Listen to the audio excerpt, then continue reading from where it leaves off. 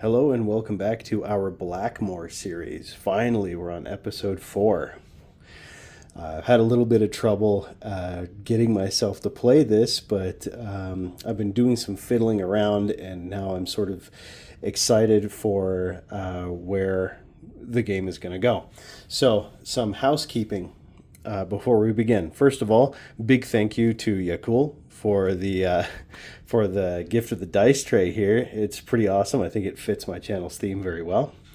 Okay, now second, let's talk a little bit about system. I said last time on a previous video that I wanted to switch system as well. I decided not to. We're actually going to be sticking with Borg Z and the Book of Elder Magic as our system. But we're using the information and map from DA1 because I really like the descriptions that are in there. Also, I need to introduce our oracle for this continued campaign. I was I was going through my collection of stuff and I found this random little guy here, and he's gonna be our oracle. So this is Francois. He is our skull. On one side of his head it says no. On the other it says yes. And on the back it says, "Figure it out yourself, you doofus." So that is going to be the oracle I want to use for this campaign, just for fun. I don't want to be getting too much into yes and no questions. I kind of just want to keep going, and I think something simple instead of a table, something simple like that should keep us going.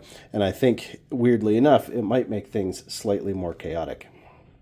So something else I want to do is I got to reintroduce Durleth's companions because I lost the piece of paper they were on. So this is them as complete as I can get them right now, and literally made them just now because I was looking around for the sheet everywhere and I just couldn't find it. So let's start with Cedric.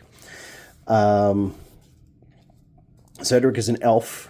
I have him fighting as a warrior 3 and a first level magic user. I rolled that randomly. He actually has to decide which one he's going to be for that day, if I'm getting those rules correct. So he's been acting mostly in the capacity of a warrior for the past little while. And he does know some magic. He knows a special kind of magic. From the Book of Elder Magic, we're actually using Elvish Song Magic, which means he uses a pool of spell points, which I hope I calculated correctly. He has sort of a base of 4, and because of his admittedly quite low intelligence, he still gets a bonus of 3 anyway. So he has a maximum of 7 points. He knows 3 spells right now, which is Message, Know Direction, and Charm Person. He actually has to sing to cast these spells, and there's actually they take time in order to do it that way, but he's in no risk of a spell failing or backfiring. So he spends the points, and if he really needs to, he doesn't have any direction to do that, or any need to do this, but he can actually burn hit points as well. Which he really shouldn't do because his constitution was terrible, and he has 8 hit points for a 3rd level fighter, which is not great. So we armored him up. He's wearing chainmail, carrying a shield, he's got a sword, and he's got a bow, and a bunch of elf powers, which are going to come in handy, I bet. Next, we have Capenna. She is our human cleric. She probably has some of the better stats out of all of us, although Durleth actually has quite good stats himself. Most importantly, she has a 16 intelligence, so she's kind of our moral and intellectual compass. She is also dressed in chainmail and is also wielding a shield as well as a mace. So she doesn't cast spells in my version of this. I'm sort of making my own system here by combining a couple of different things. I've actually combined some rules from Dragons at Dawn, which I believe is also written by the same guy who did Borg. I may be wrong about that. I should know because I've been reading these books. But in any case, we actually have level 1 miracles for her. And I'll tell you my reasoning behind that in a minute. I sort of have a 3-tiered magic system, if that makes any sense. This is the power of law. There are actually no chaotic clerics in my world, so to speak, because that makes no sense. There's no such thing as a chaotic god. There is law, chaos, and neutrality. So you can have neutral gods. Once you start getting into chaos, you're getting into like supernatural, Lovecraftian, or otherwise strange things. But anyway, she has 4 abilities right now. So if she makes a saving throw, she will suffer no damage or ill effects regardless of the circumstances. That represents the protection of the gods of law. Second, she can detect the alignment. She is automatically able to know if someone or something is lawful, chaotic, or selfish, or neutral. Also, she can cure wounds. Once a day, she can cure 6 wounds. I did D6, although I may just switch it back because she also gets a cumulative +1 for every level she has. So she'd be able to cure 9 hit points. And you can choose how many points to restore to the target or the patient. And finally, she can turn undead, which will function as per the table in Tonnisborg Z.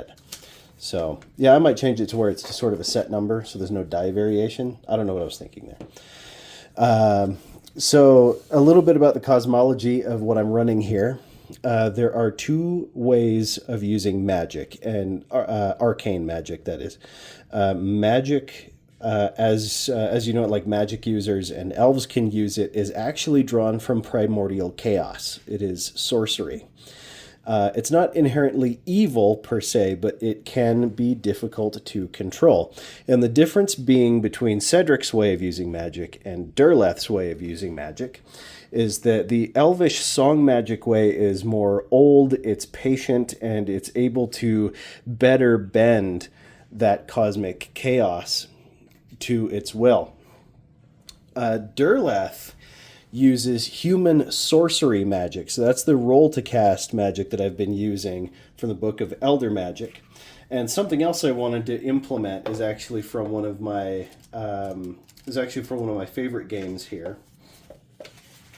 And let's see if I can find the page before I show you, because I'm really excited to do something like this. Yeah, here we go. It is actually from Warlock. So if Derleth wants to invoke a spell, he's going to be rolling a d20 to do that. Now, it's not necessarily hard for him to succeed these early spells. He's got to roll a 3 for a first level spell, and he's got to roll a 5 for a second level spell. Now, that's not super great, or that's not super hard, but the difference is he can actually choose to wear armor. And so I'm going to make a calculation to where he's going to receive a penalty for wearing armor. So if he is, let's say he's wearing chainmail. Chainmail in this has like an AC of 5, and I think if you are unarmored, I think that's 9. So what you would do is you would subtract 5 from 9, and the result is the penalty on that d20. So that will make a spell fail. So what I'm getting at with this Warlock thing is if he rolls a 1 when he's trying to invoke a spell, there is a chance for the spell to go haywire and miscast. Now, he immediately makes another spell check after that. If he succeeds, the spell still fails, but it doesn't miscast. If he fails that second roll, it will miscast. And I'm actually going to use the miscast table from Warlock because it's really, really cool. So, for example, let's say he miscasts a spell, right?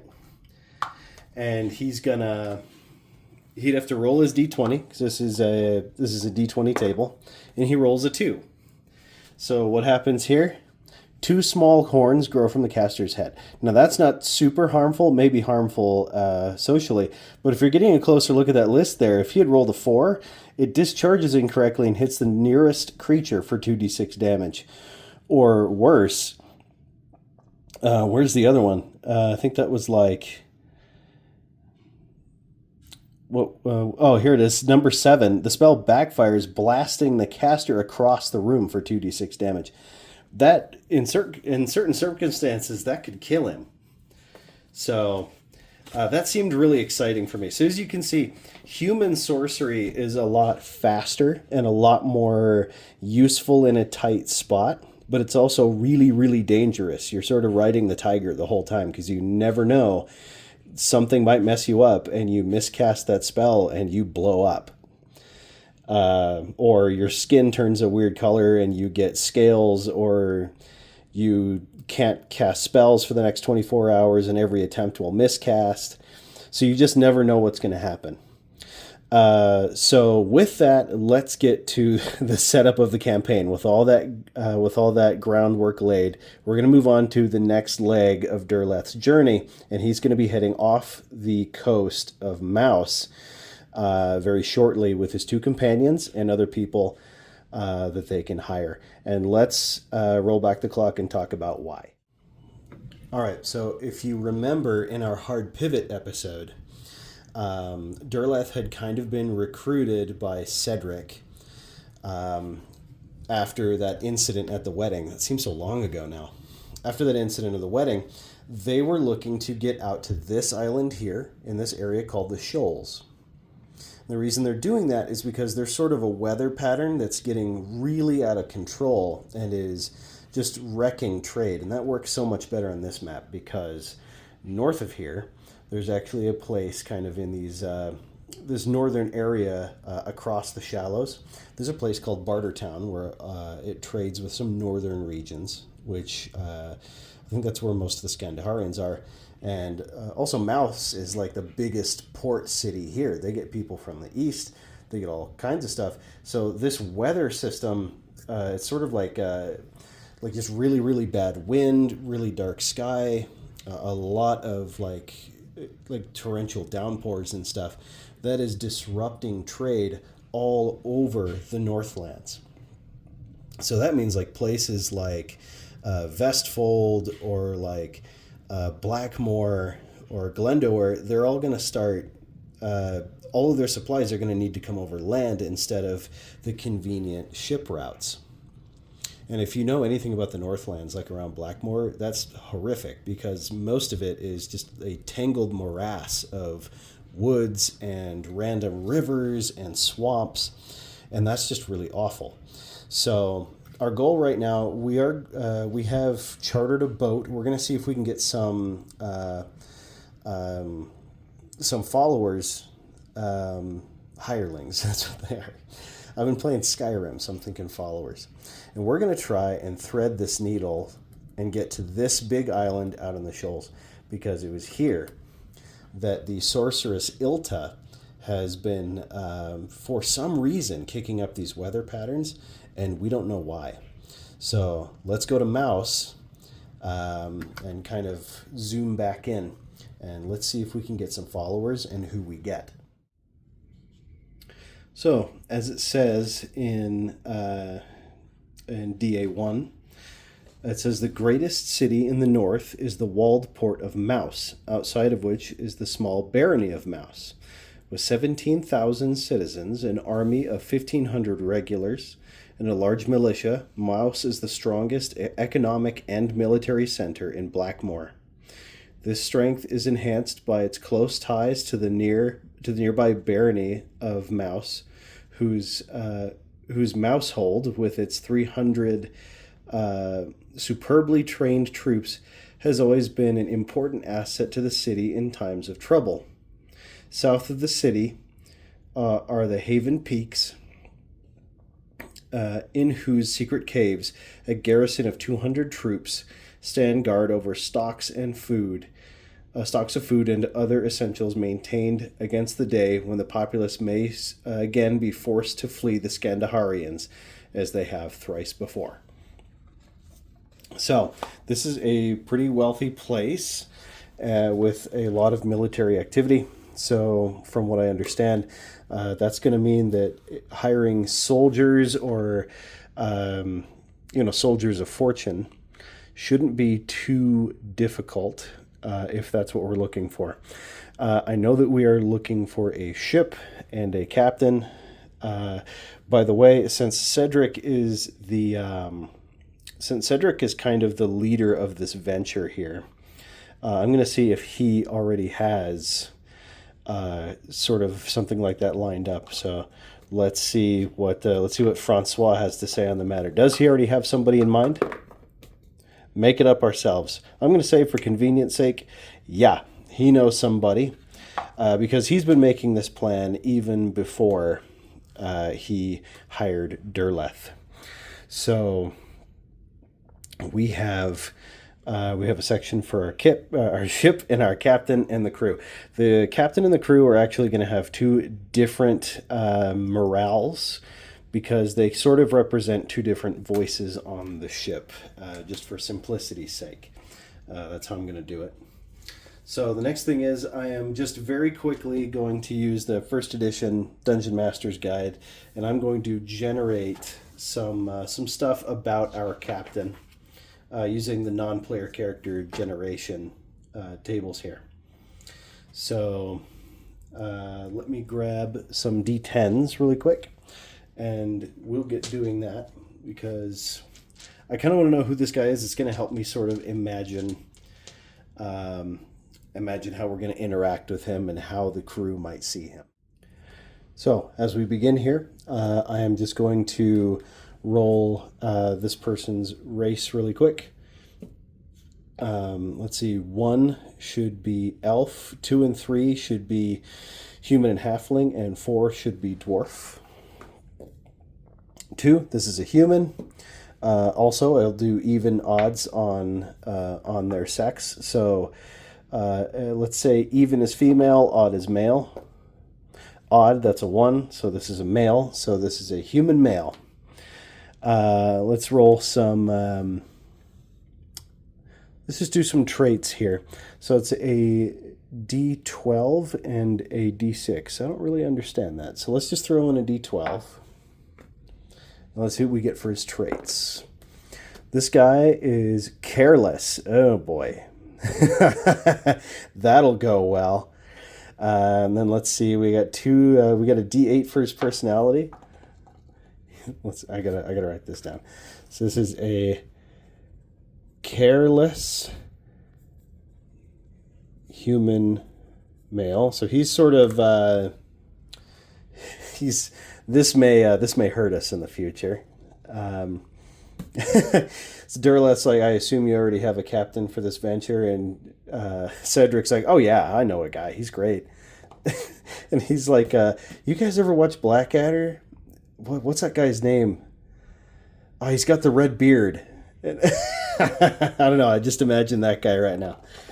So his personality, 2, 1 through 5, that's that one. And then this is average, 3. He's a friendly guy. Well, at least he's that. Now, just for fun, I'm going to roll his disposition and his intellect, because this might tell us how our sailing is going to go, because he might go the wrong way. So, his disposition is cheerful. This guy sounds like really fun to hang out with. So I guess he runs a not very tight ship. He runs a very loose ship. He's friendly with everybody. Intellectually, he is average. Just kind of he's a normal dude. Okay, so importantly, I also want to roll what sort of... this is what's going to come up later. Probably. I want to roll what sort of morale this dude has. So everybody has sort of like a base morale score. And we determine this by rolling a d12. And that's their effect on morale. Let's see, what does it say here? The loyalty trait. All non-player characters, including monsters in service of player characters, must be given a loyalty, aka ego trait. Loyalty traits are a kind of character trait generated by rolling a d12, primarily used to determine possible benefits and penalties to morale throws. However, the trait can also be used as a gauge for other situations, such as temptations to steal or attempts at bribery. So let's try that. He seemed like such a friendly guy so far. Is he hiding some kind of badness? 1. He's got a -3. Maybe he's like really easily scared or easily cowed. I see that as this whole thing here with our captain is a giant disaster. But you know, Cedric says the guy checks out, so I guess the guy checks out. So now let's roll the morale for the crew. Because if the captain decides he's going to go nuts, maybe the crew will stick with us here. And we got a 5 for that. So their loyalty trait is no effect. So they have average loyalty. So if we want, we can actually generate individual members of the crew later if they come into play. But that's these guys. Let's see what other kinds of individuals we can find in Mouse that might help us as we head out to the shoals. Also, did Cedric tell this guy we were going out to the shoals, or did he just say, I know a guy? We'll figure it out later. I'm sure it'll turn out just fine. Heading out into the city, we are once again going to consult the AD&D Dungeon Master's Guide. Specifically, we're going to be using the City and Town Encounters matrix to see what kinds of people we run into, and we're going to try and recruit anybody that looks promising. So there's 2 different versions of this matrix. There's one during the day and one at night. So we are going to once again consult Francois, and a yes is going to indicate that this is during the day, and a no means that we are searching at night. I don't know why we would do that, but it seems more interesting, and you can encounter different kinds of characters during the day than you could at night. So here we go. What time of day is it? That's yes. What did I say that was? I think it's day. I'm going to go with day. Why do I do that so much? Okay, well, so let's go to our first encounter during the day. Actually, you know what? I'm going to roll to see how many we get.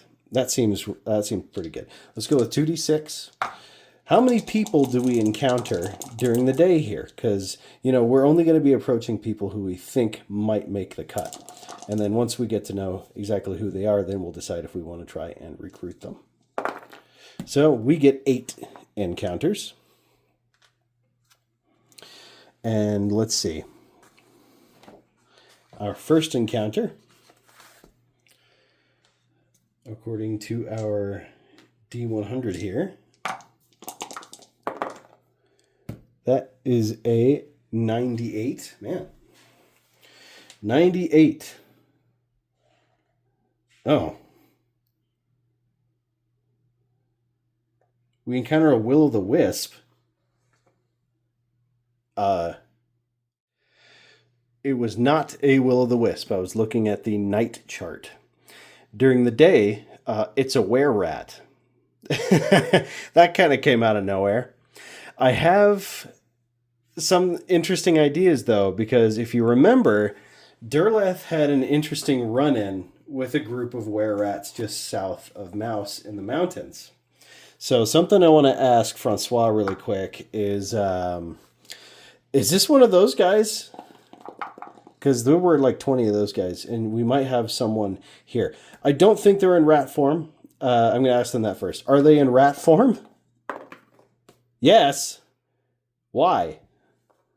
They're running around in like hybrid form. Maybe they can't turn back. Is this one of those were-rats? It says, pick yourself. I'm going to say yeah. That would be a lot more fun. That's hilarious. Do they recognize Derleth?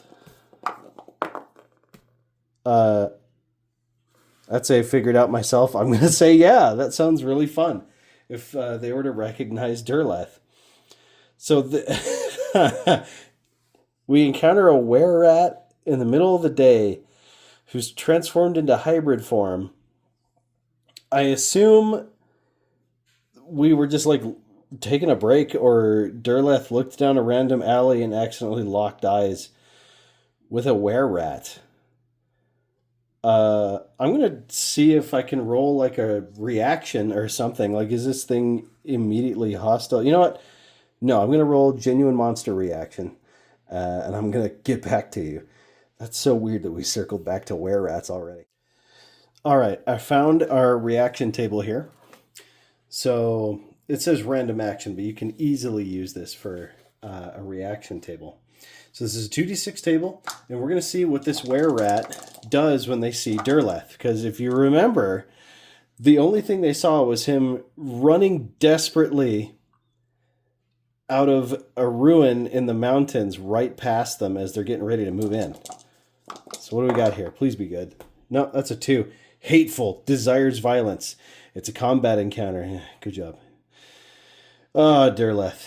You can't catch a break, can you, buddy? They don't call you Dismal Derleth for nothing. Well, luckily it's in the middle of the day, and there's probably going to be some guardsmen and civilians around. All right, I guess we're in combat. So we're going to do our pre-combat here. So this is going to be fun. I've actually never done pre-combat in this system yet, and I'm kind of excited to. So we're going to start with encounter distance and surprise.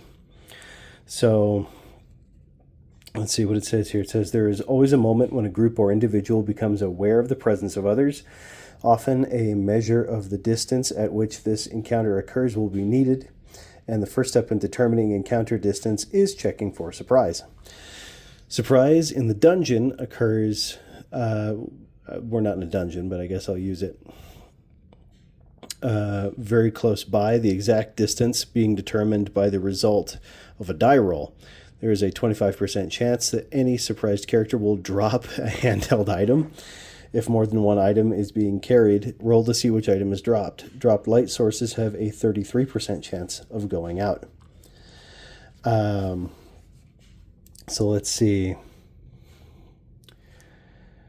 The surprising side has gone undetected from afar. The surprised side failed to perceive their presence until they were too close to react first, usually within 30, or it says first within 30 feet of each other. Let's see. When a condition of surprise is possible, a d6 is rolled for the player's side. One roll covers all characters in the group. Surprise is indicated by a result of 1 or 2. A result of 3 to 6 indicates no surprise has occurred. So let's go ahead and roll for our surprise first. Are we surprised? No, we just rolled a 5. So we're good there. No surprise has occurred. If the player characters are not surprised, roll for the monsters or other NPC groups to see if they are surprised. Okay. 3. No surprise. Roll encounter distance 3 inches through 9 inches. Okay.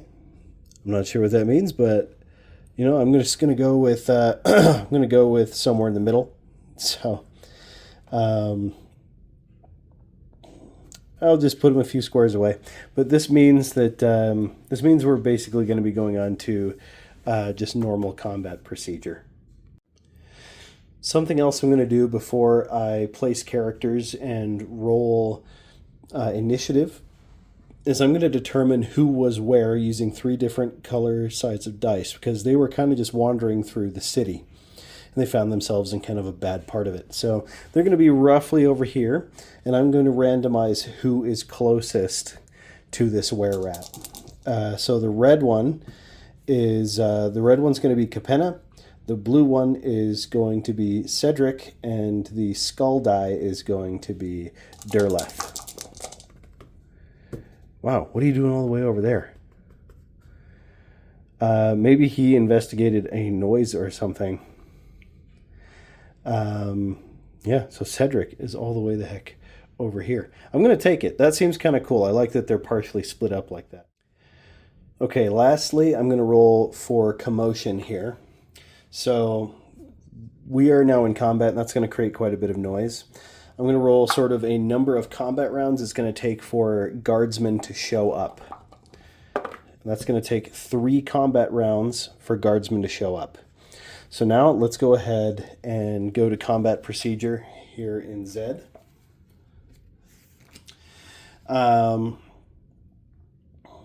So we're going to declare some actions. For that, oh, I forgot his character sheet. I need Durleth's character sheet because he may be casting a spell right now. Okay, here we have our character sheets. And he may wish to put this thing to sleep. Let's see, what spells does he have? He has Detect Magic, Read Scripts, Move Silently, Locate Object, Pain.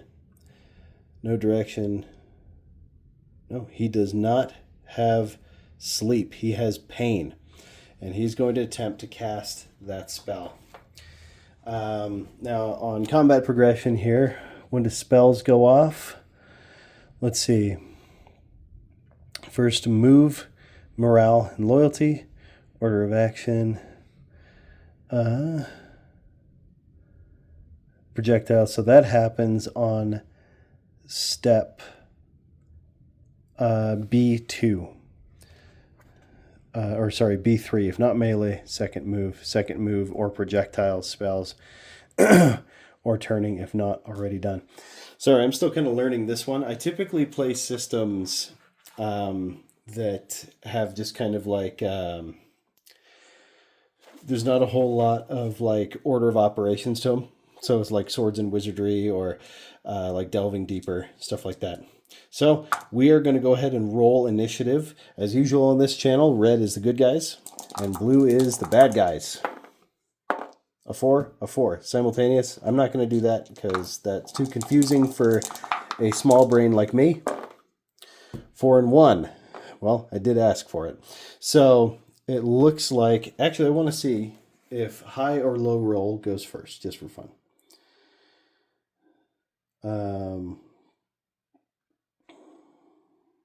Let's see. If I can't find it in the next few seconds here, I'm just going to go with high roll wins.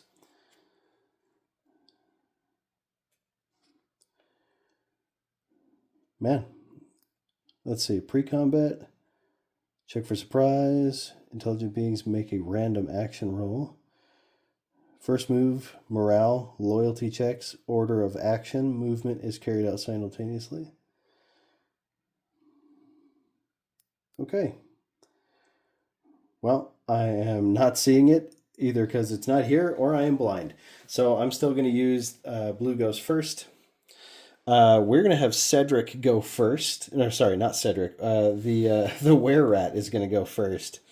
So with the were-rat going first, it's obviously going to immediately attack Cedric because Cedric is the closest guy here. And a were-rat has 6 hit dice. Oh, they transform to a giant rat creatures and are not affected by the moon. Oh, goodness. Well, okay. They can move up to 12 inches of 6 hit dice. Okay. Well, this were-rat is going to move here. And it's going to go ahead and make an attack against Cedric. Another thing I got to check is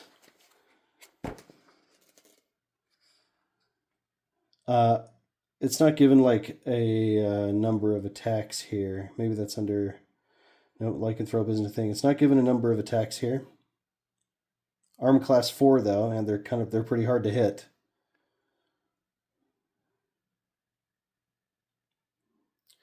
Are like werewolves if they transform to giant rats. What's it say for werewolves? Like werebears, they are particularly affected by. So since they're not affected by the moon, I guess they're normally affected by. They're affected normally by weapons. So since this thing has 6 hit dice, I'm gonna give it like I think it has like a +4 to hit if I'm getting how levels work. So it seems pretty I'm going to go check that really quick and I'm going to come back. I want to do this as correctly as possible. Okay, well, this doesn't give me much information at all regarding what kind of bonus they have to hit or how many attacks they have. So unless there's a table I missed somewhere. So I'm going to assume that this were-rat can attack once with each hand, so it has 2 attacks. I'm going to give it a +3 to hit, because that's like just the way characters progress, that's kind of similar to how that works. So it has +3 to hit, and each one of its claws is doing d6 damage. It has 6 hit dice, so we're going to roll to see how many hit points it has. That's 16, 21, 23, 27. Has 27 hit points. Where's my pencil? Were-rat. 27. It has AC 4. Now we got to be careful because it might infect us with lycanthropy.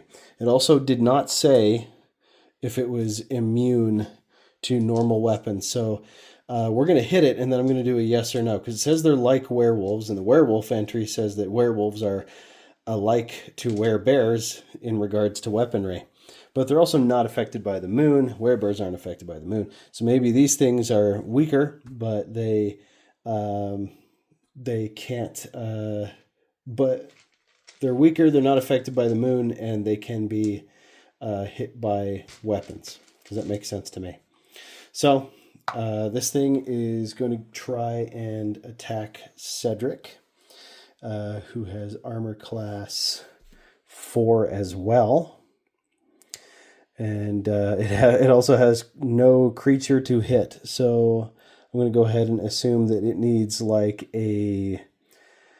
it's going to need like a 14. I'm just going to say that arbitrarily until I can look back in the book. It needs a 14 to hit Cedric. It gets a 9 for its first attack, failing. And it gets a 3 for its second attack, also failing. Okay, I found something on it. So it's creatures and levels. Now it says any creature, fantastic or mundane, can also be gauged by levels just as player characters are. The vast majority of creatures in the game are typical representatives of their species, and their hit dice indicate level for most purposes. However, some individuals, especially as mundane species, may be special or outstanding, particularly as regards their combat skill or resilience. In such cases, the individual should be described by level. For example, the Great Prince of the Orcs might be a 7th level fighter. And levels are not necessarily restricted to intelligent creatures either. However, that's what's important here. They have their own levels. And it kind of gives an example of an unintelligent creature. Mounts such as war horses and attack animals such as war dogs are usually the most common type of animals trained to fight and are capable of advancing as fighters up to 8th level. So this guy is going to attack as a fighter with 6 hit die. And if we find the fighting capability of a fighter, that's going to tell us how many attacks he's got. See, I'm kind of piecing this together here. Let's see. Here we go. Fighter progression table. No, we're looking at looking for the combat capability. Here we go. So the 6th level fighter has 5 attacks. Indicates, so this has 5 attacks at -1. So not 2 attacks, it has 5 attacks. So let's try that again, also taking into account the armor that's needed to hit Cedric, or what's needed to get through Cedric's armor. Okay, I got this wired now. I was looking at the wrong spot for attacks, and I could not find where armor class mapped mechanically into combat. I am actually a fool, as I tend to be. Sometimes I skim and I will miss things.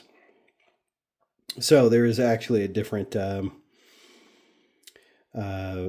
it's not different, but I'll tell you how it goes. So the monster, the were-rat is attacking Cedric. So it says that the referee calculates the target number by subtracting the character's AC, being 4, from 20, and that's the target number. So the target number for the were-rat is 16, not 14. That's fantastic. The trouble is this thing gets a bonus, I believe. Yeah, D20 plus level plus mods. So that's going to be a D20 plus 6 minus 1 as per the fighter table. So this thing has 6 attacks. And I'm going to need 6 D20s. So it's going to be plus 5 instead of plus 6. That's cool. But poor Cedric is going to have kind of a rough time here. I've only got 4 D20s, but it's okay. We'll just do 4 and then 1 because it has 5 attacks. And he needs to hit 16. Okay, that's 1 hit. That's 2 hits. That's 3 hits.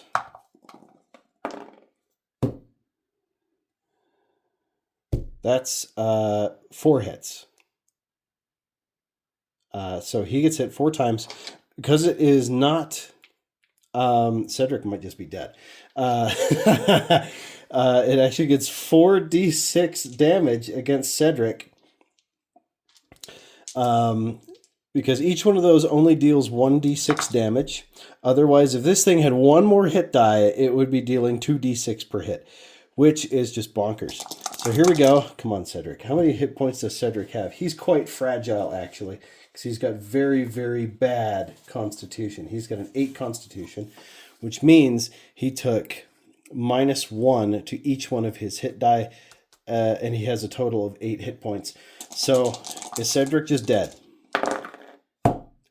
Yeah, he's super, super duper dead. He's mega, ultra crazy dead, and I'm freaking gonna try and run away from this. Yeah, we're gonna try and flee. Francois, we need your help again. Is the were-rat too busy tearing up our buddy? Oh, you know what? He might not be dead. I need to take a look and see what kind of rules this has for dying and death. Because if it's like, let's see, hit dice and hit points. Let's see. Determine how many hit points of damage the creature can handle before perishing. Some systems say it's like -10 or whatever. If it just says like 0 equals dead, then we're going to see if he's too distracted to actually chase us. Although, I don't know, do we want to just like leave him there like that? Let's see. Oh, it's a critical hit table. That's awesome. Healing fatigue. I'm like missing things constantly when it comes to this. Combat resolution. I literally saw it like a minute ago. Damage. Let's see. Death and dying. Here we go. Upon reaching 0 hit points, non-player characters of 1 HD or less are unconscious. For each level a player character has, and optionally NPCs, +1, they can survive a state of unconsciousness for 1 turn. When damaged below 0 hit points, thus a first level PC is unconscious from 0 to -2 and dead at -3. A second level PC is unconscious from 0 to 3 and dead at 4, etc. Okay, he's not dead. He's unconscious. So that being the case, he's going to be a were-rat, isn't he? That being the case, I don't think he is dead until -7 or so. If I'm doing that math correctly. We could save him. We're going to try and save him. Cedric is the closest thing Derleth has to a friend here in this crazy, cruel city, and we're going to try and save Cedric. So It does go to our turn. That being the case, Durleth is going to attempt to cast Pain on the were-rat. And our much sturdier cleric, Capenna, is going to rush in to try and save our buddy here. So we're going to have her, she's going to double time it. She's going to kind of charge like that. Durleth is going to move right here, and he's going to intone a spell. So we're going to have her attack. She has a fighting capability of 1 with a +1, so she gets a single attack at +1. She needs at +1 plus her level, so that's going to be 3. So she has a +4 to hit, and she needs a 16 to hit this were-rat, which she fails. That is an 11. 12. Yeah, so she gets a 12. That is not a successful hit. However, now we are headed to Durleth's, his sort of activation here, and we're going to have him try and cast Pain, which might cripple this were-rat. Let's go try and find that spell. He's going to be casting that no matter what, because he's sort of casting Spur of the Moment. And here I was hoping this entire time that we would recruit a were-rat, and look what happened. We're not going to be able to leave until he's fully healed.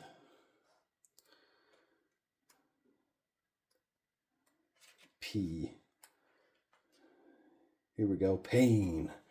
Magic user 1. This spell affects a single victim with searing pain. And that's a range of 60 feet. I think he's in range. That's 1, 2, 3. Yeah. 1, 2, 3, 4, 5, 6. No, okay. So he'd have to move here to do that. And that's what he's going to do. The intensity of the pain increases with caster level, and the caster must concentrate on the victim to maintain the effect.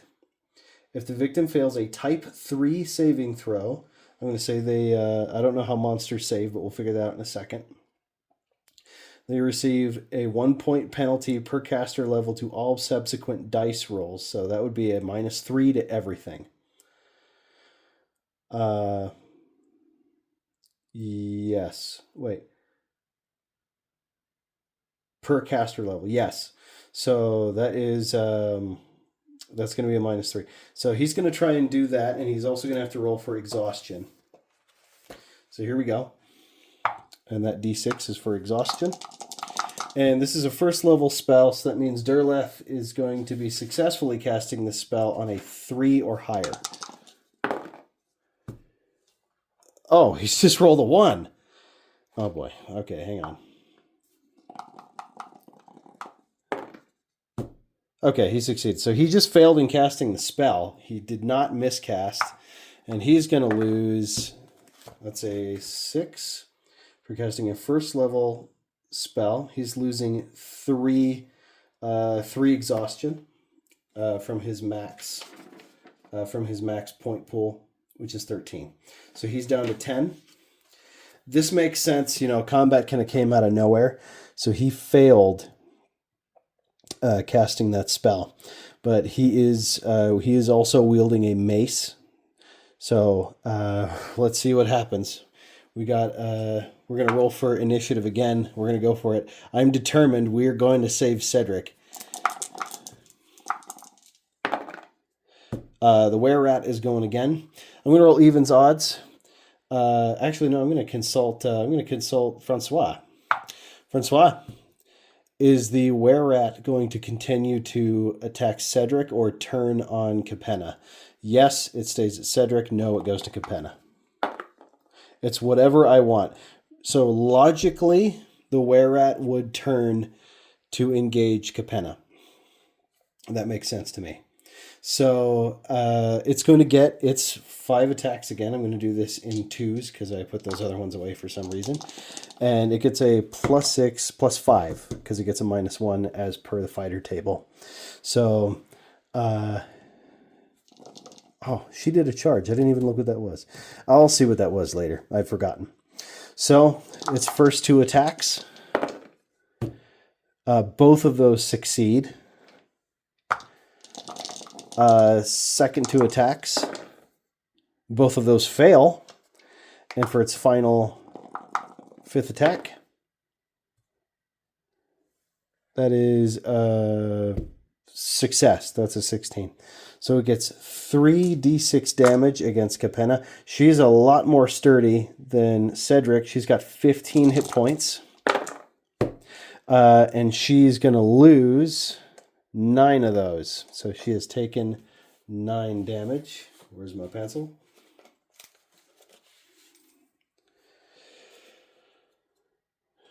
So I think she's at 6. Math is not my strong suit. She's not feeling so great, but we are still going to try. It gets to us.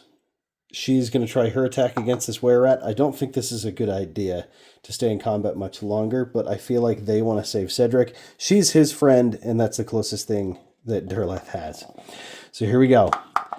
She needs a 16. She's very unlikely to. Yes, she has failed.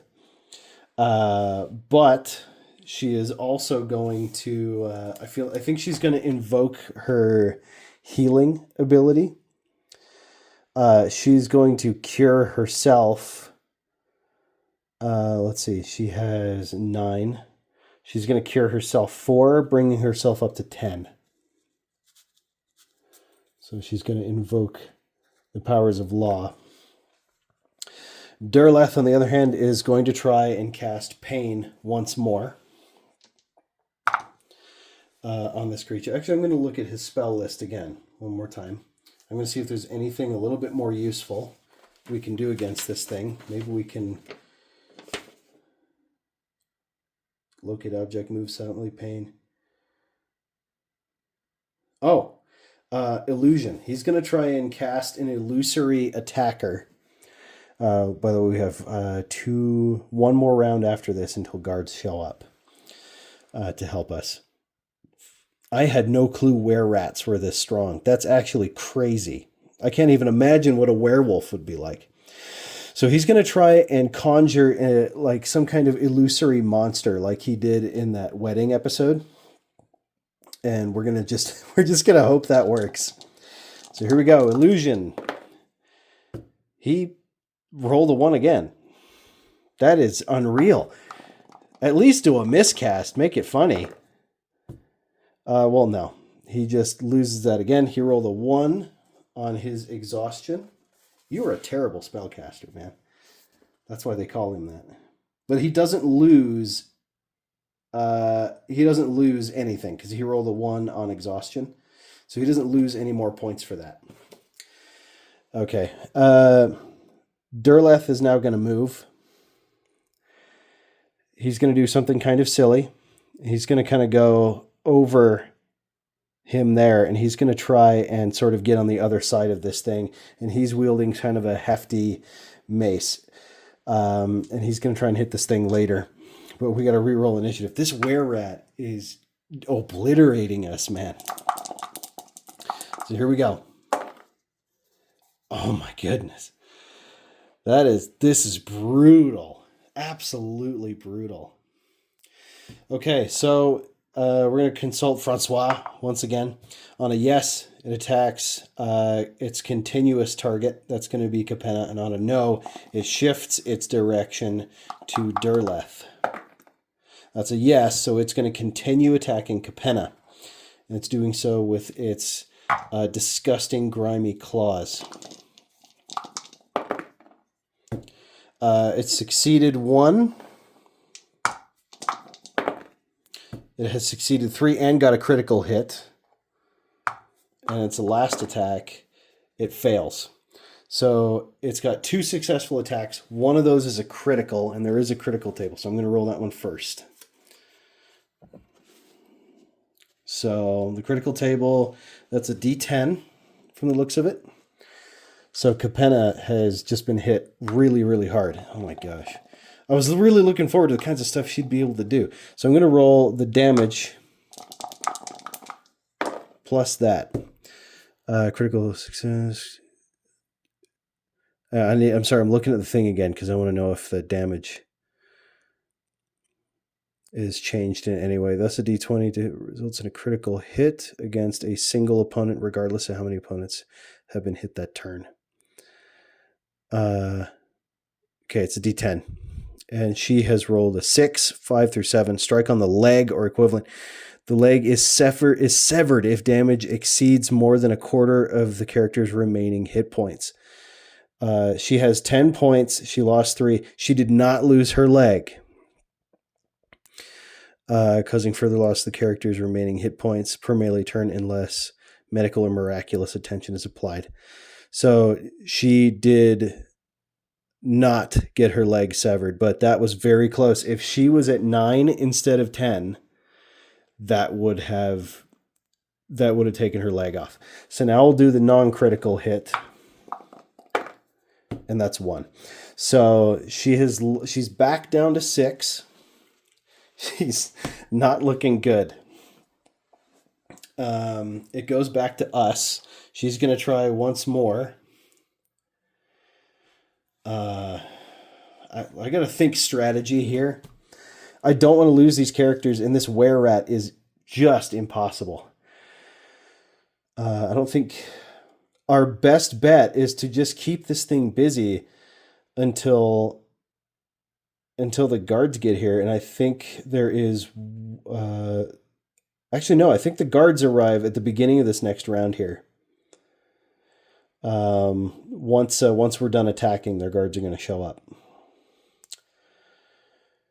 If the guards can distract this thing, which I don't think I'm going to let the guards just take it all by themselves. I'm sort of one of the few mages sitting around here. I feel like it's almost sort of a responsibility. That might not make any sense, but... Okay. I think we're going to try the illusion again. I'm going to take a quick look at illusion and see what it can do for us. Capenna is going to make an attack, but I want to know what we can actually do with this thing. The cool thing about illusion spells is that the extent of what they can do is essentially just down to your imagination and whether or not the target believes the spell.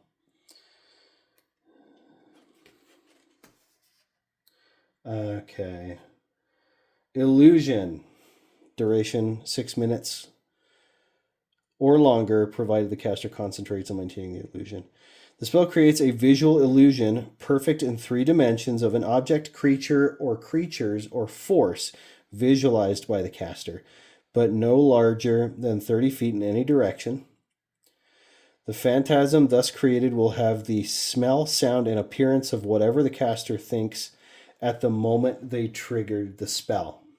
A successful save versus intelligence will allow the victims to see the illusion for what it is. Anyone believing the illusion to be real can be damaged by it due to shock from apparent wounds. The damage is d6 plus 1 per 2 caster levels above the level 3.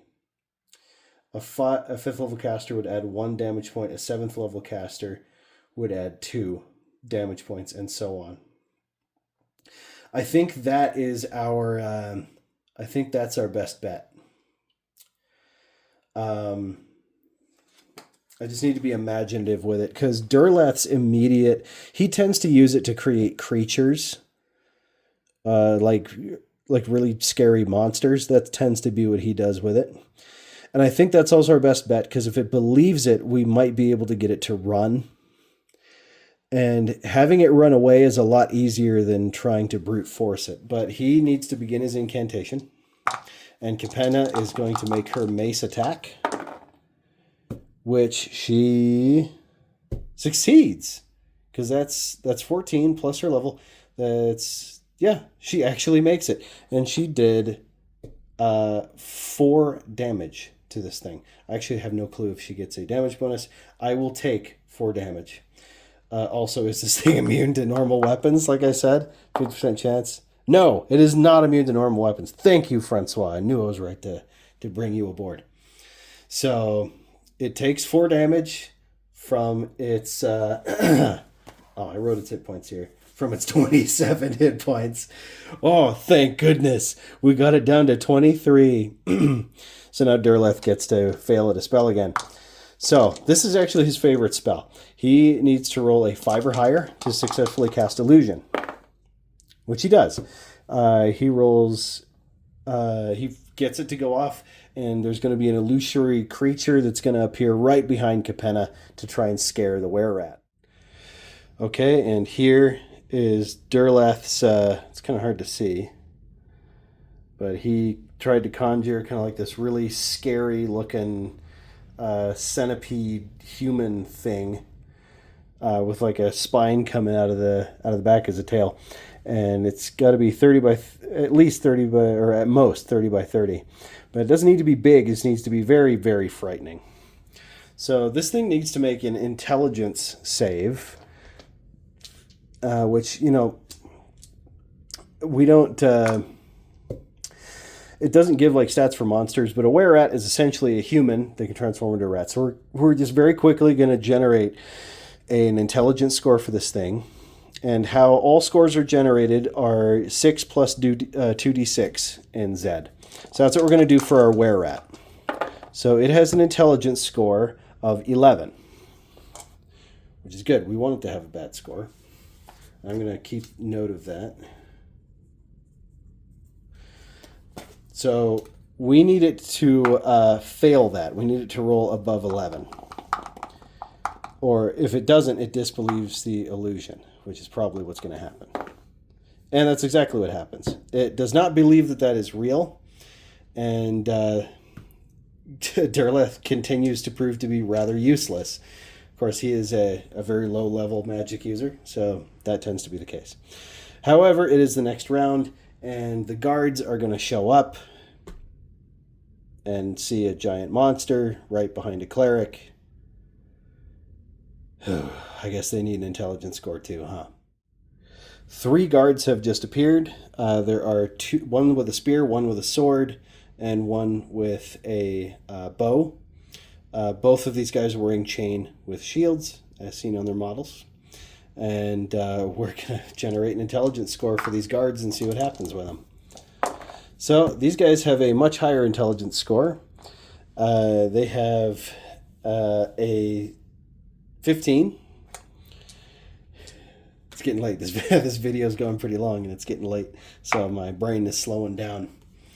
So they need to roll below a 15 to succeed that.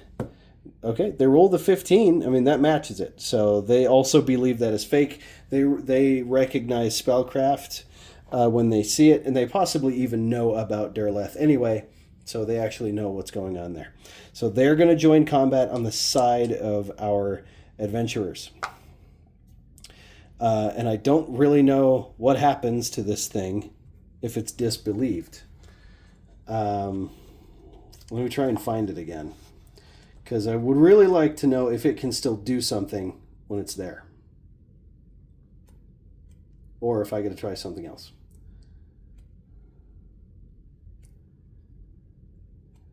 You know, it's actually kind of insane that Durlath managed to roll 2 natural 1s while casting spells. I take this to mean that he's not super experienced doing this in combat. It's just not really something he thinks about very much. He did this kind of in the comfort of a laboratory or under the supervision of his trainer, but never like in a battle, you know. Okay, so the successful save for his intelligence allows the victim to see the illusion for what it is. Anyone believing the illusion can take one. So it actually just kind of, since the were-rat's not buying it, he's going to dismiss it, and he's going to try something else. He might try casting pain again, since we have some guards here to help us. So let's go ahead and roll this. Of course, the monster goes first, because I'm recording, and everything goes wrong when I'm recording. So it's going to go first. We're going to have... Actually, you know what? I'm going to have it roll morale, because it just had 3 more people show up. It's taken a little bit of damage. It now knows that one of the people it's fighting is a spellcaster, and the other one can heal. So I'm gonna say that it's going to roll morale. So that's what we're going to do. Let's find morale. Because, I mean, were rats are many things. They're actually quite intelligent. And it's going to know an escalating problem when it sees it. I don't suspect this thing will fight to the death.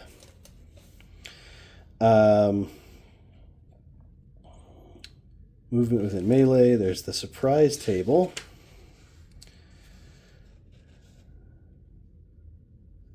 Oh, loss of limbs. Awesome. Projectile. Projectile combat, step-by-step dungeon stalking.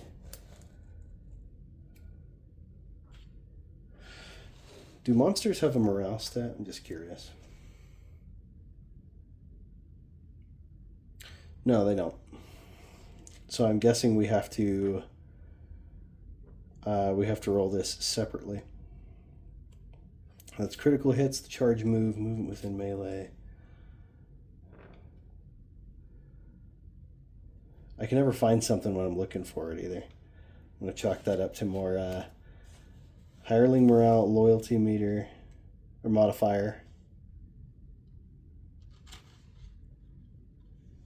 All right, I'm going to go find it. Okay, so I should have actually been applying the morale system from the beginning of combat. So instead, what I'm going to do is I'm actually going to give this sort of a... I'm actually going to go percentile with this instead of just straight yes or no. I think it is... Seeing the escalation of the situation, I think this thing has like a 70% chance to run off. Because regardless of how ridiculously strong this thing apparently is, were rats are traditionally kind of cowardly. So I'm going to give this thing a 70% chance to flee, which will provoke sort of an attack of opportunity from these two, but I don't think it's too worried about that. That's a 39. Yeah, it is going to flee. So it's going to turn tail. Both Capenna and Durleth get a shot at it as it goes. But I don't think we're going to be able to do much to it. That's a... I didn't say who was attacking. We got... The top one I'll say was Durleth. Durleth did land a strike. Capenna, wounded, still kind of... she's kind of getting... She's getting kind of slowed down. So Durleth hits it with about 2 damage, and it vanishes. Immediately, Capenna is going to turn, and she's going to use her remaining points to bring Cedric back up to working order, and we're going to tell the guards what happened. Oh, all I can say is wow. Thank goodness for Capenna's healing capability, and that death at 0 isn't a thing in this. Because otherwise we would have lost the leader of our venture. Don't be too hard on Durleth for failing to cast his spells. He's new to doing this in combat. But you know, all things considered, you know, he's a pretty good illusionist. He just needs to make him a little bit more convincing, and then I think he'll get a better grasp on what's going on. We still haven't left Mouse. Next time we're going to continue our search for companions. I want at least 4 hirelings. Because I have an idea of what's on the shoals. I've actually thought about it, and I know what's there, and I want them to take a look at it. When we get there, I'm sort of going to start randomizing their actions, and I'm sort of going to be DMing for, I guess, sort of dice-driven AI companions or players, and I'm going to see how they handle what I've laid out on the shoals and what's going on with Ilta the sorceress, because it's going to get wild. I am going to award them some experience points for surviving the encounter and not immediately leaving Cedric for dead. But that could have definitely gone better. Thank you for watching this episode. It's good to be back in Blackmoor with a plan. Blackmoor is like one of my favorite D&D settings, not just because it's the oldest, but because it's also one of the weirder ones.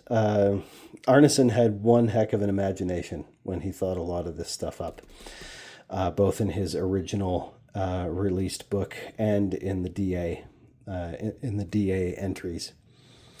And I know I seem really confused with the Tonnesborg rules and everything, but I really do enjoy how this system works. It has enough crunch to keep me invested without going way too far and making it overcomplicated. I like that there's enough to play with there. So please be patient with me as I try and learn these.